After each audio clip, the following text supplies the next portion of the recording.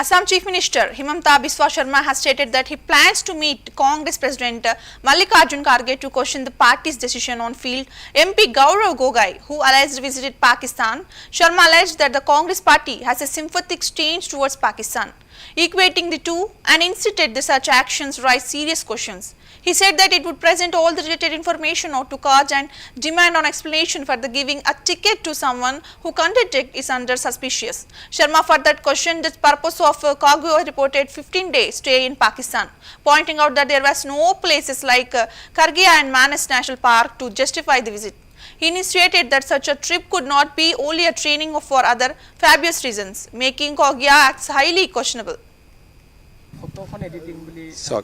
কোনো ফটো টটোৰ কথা কৈ লাভ নাই নিজেই ফটো লগোৱাই দিয়ে নিজেই ফটো সব কৰে হেবিলাক ধেমালি কৰিটো লাভ নাই আমিতো ইয়াৰ লৰা ধেমালি কৰা নাই পাকিস্তানৰ সপক্ষে কথা কওঁতে যদি 40 জন মানুহক এৰেষ্ট কৰিব পাৰো আমি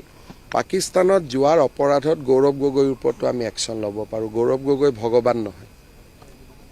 গতিকে গৌৰৱ গগৈ উত্তৰ দিব লাগিব পাকিস্তানত গৈছে নাই লৰা ছোৱালীক খুধি নাগৰিকত্ব পৰিৱৰ্তন কৰিছিল নে নিজে নিজে কৰিছিল তেওঁৰ পৰিবাৰে 19 বাৰ কিয় ভাৰত পাকিস্তান অহা যোৱা কৰিছিল আৰু উত্তৰ দিব নোৱাৰিলে উত্তৰ কেনেকে আকুৰি গাজুৰি উত্তৰ ল'ব লাগে হিমন্ত বিশ্ব শৰ্মাই জানে গতিকে গৌৰৱ গগৈ মোৰ কাৰণে ভগৱান নহয় যোন অপৰাধী অপৰাধী পাকিস্তানত যোৱাটো মোৰ দৃষ্টিত অপৰাধী পাকিস্তানততো কাজিৰঙা নাই পাকিস্তানতো মানস নাই পাকিস্তানতো ওৰাং নাই কাৰ ঘৰত গৈছিল পাকিস্তানত গতিকে আমাক জনাবই লাগিব আৰু পুলুং পালাং কথা কৈ লাভ নাই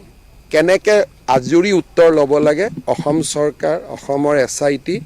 আৰু হিমন্ত বিশ্ব শৰ্মাই জানে